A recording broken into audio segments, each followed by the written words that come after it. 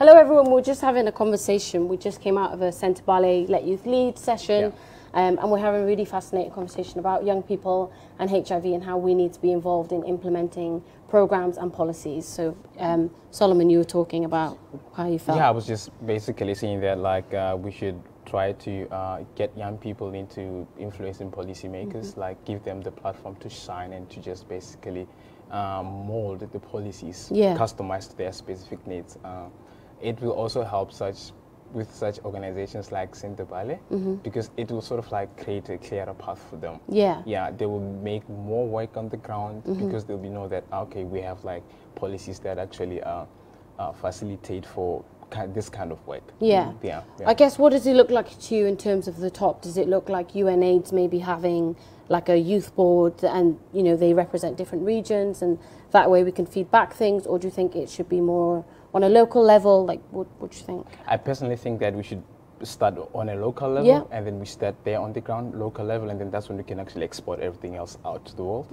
So for example, I'll give you an example, like back home, there is lack of specialized mental services. So if you could maybe channel more our energy into hiring or training more specialized staff, this will also help make the job a bit quicker on the ground. I agree with you there. What was one thing from the session that you feel surprised you, if anything? USA, pardon? Yeah. USA? Like, did anything from the session surprise you, or anyone else? Was there anything said? I wasn't surprised. Someone raised up an issue of young people not knowing much about HIV in the UK, and I wanted to comment on that one, but then I didn't get much time to talk about my experience when I went to the UK on HIV and AIDS issues.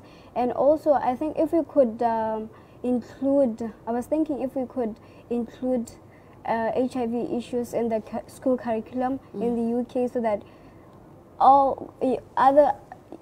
that all young people in the world can be able to understand more on HIV and HIV AIDS related issues, other than having people know about HIV just in Africa and not in other continents. Yeah, Europe is actually one of the regions where HIV is, on the rise. HIV infections on the rise, and I think the UK government, in some senses, have taken their eye off the ball. We have a strategy that expired in 2010. We've not had a strategy renewed since 2001. We really need to talk about what are we doing about HIV in the UK.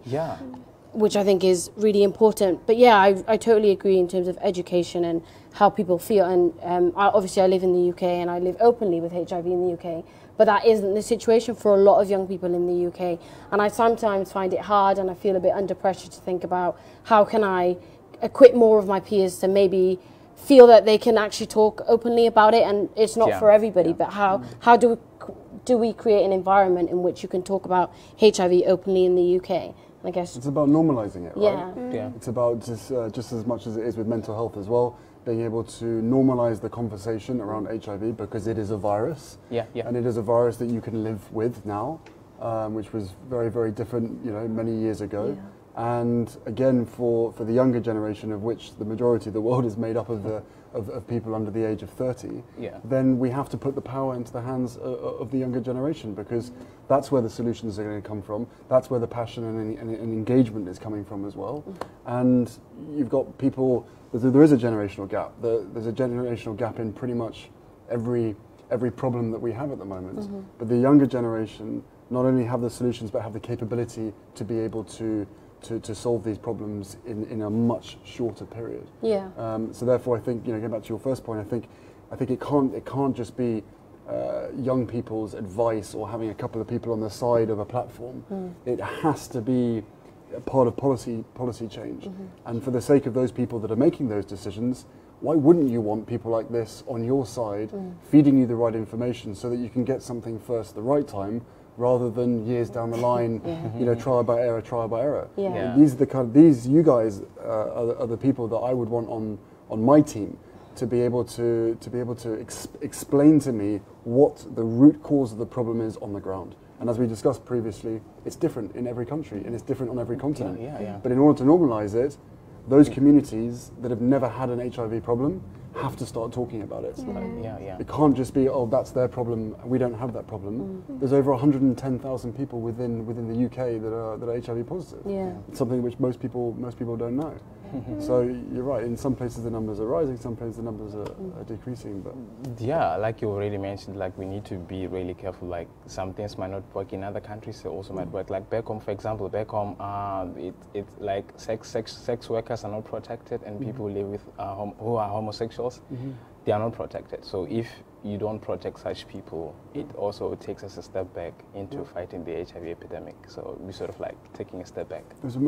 So you said something really interesting next door, not really interesting actually, it gave me goosebumps about the fact that you felt as though you just wanted people to be able to be content, happy with their own status, with whatever it is, whether it's HIV, whether it's something else. Whether anything else. Like I just want a stigma-free world, like whereby everyone can just walk into access any kind of health services without actually the fear of being judged. Yeah, it could be. It doesn't necessarily have to be HIV, but yeah, we are here to discuss HIV. So like I said, the fact that you could just walk into any kind of health service and just get it without being judged will just actually be the ultimate goal.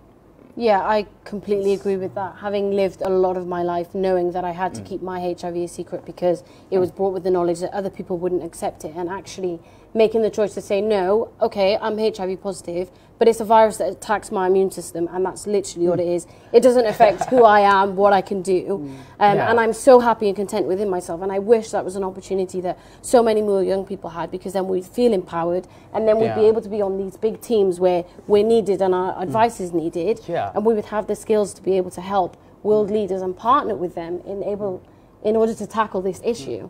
And my question to you is, obviously you're meeting with a lot of global leaders later.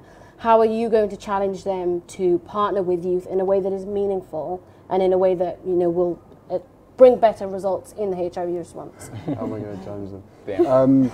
Look, at the end of the day, I think this is about solutions. This is about making them feel as though not just the solutions, but the workforce is there. It exists. It exists in the younger generation, and therefore, rather than sitting behind your desk, slaving away trying to come up with solutions and trying to put one model that fits everybody, which is simply impossible.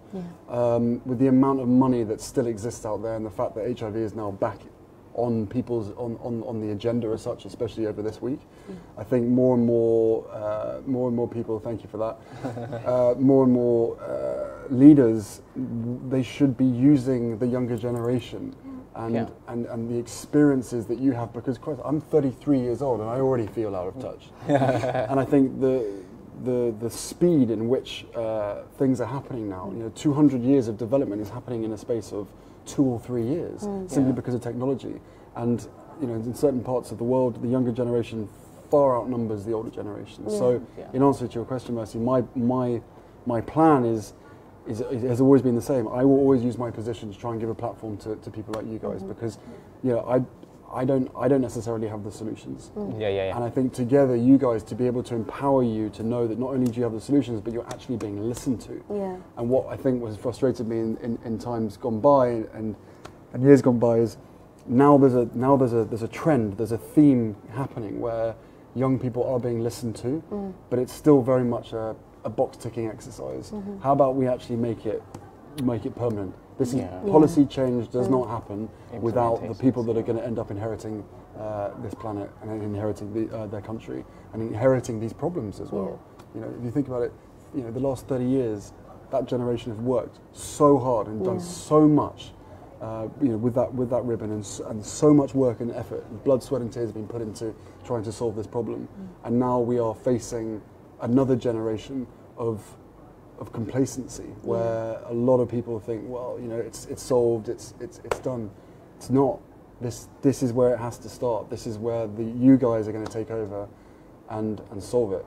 No pressure. I think complacency is obviously something that is far bigger than any of us can afford in the HIV response, and that's why I love these AIDS conferences, in the sense that it kind of gives space for there to be a relay race of change. So young people can do their bit, older people can do their bit, and we can all share the experiences that we have and expertise and really build on that, because I think to create sustainable change, you need everybody in the room for it, and we're just not seeing that happen enough, but I think we will get there. Yeah, also this kind of meetings actually fuels us up. Like right now, I'm super motivated to go back home, actually do more work on the ground. So when you said to me just before this started, you said that with Sentebale's help, just in the last couple of months, being part of this movement and being able to have a voice has somewhat changed your life. Oh yeah, it has actually, definitely. Like I've been meeting young people recently to actually educate them more on HIV.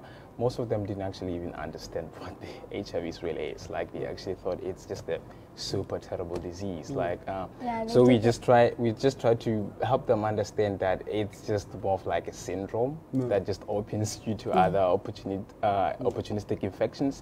But with treatment these days, because our government has rolled out a Treat All campaign. Once you test out positive, they roll you out on the treatment. So with the treatment in place these days, they're trying to curb these opportunistic infections. So we're just basically trying to tell the young people back home that HIV is just more of like a syndrome. Yeah.